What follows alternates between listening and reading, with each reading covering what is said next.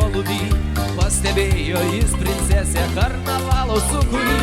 Ir auksinė josios skraistė, ir rudas akis, juodas garbanas ant skruostų, kaip tamsi naktis. Šoko valsą jį nenoriai, su ilgu taip stipinu, raudon snukiu, raudonosiu, devyngalviu slibinu. Kai minėdavo jis močia, keikdavosi negražiai, iš jo šnervių ir iš žiočių trenkė bjaurūs svaigalai. Princesė, princesė, princesė, tu mano svajonė tu. Princesė, princesė, princesė, gatvėmis šlaistysimės kartu. Princesė, princesė, princesė, tu mano svajonė tu.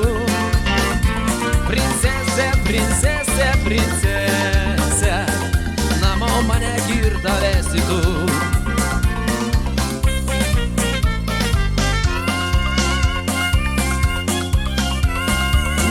Buvo jis ne princas, o tik šaltkalvio sūnus, nugalėjęs bjaurų būdą, parvedė ją į namus.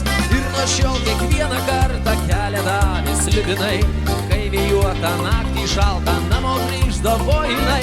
Šalia josios toks laimingas ir visai ramus, nors ir prastas, bet didingas ėjo šaltkalvio sūnus. Princesė, princesė, princesė, tu mano svajonė tu. Princesė, princesė, princesė, gatvėmis šlaistysimės kartu. Princesė, princesė.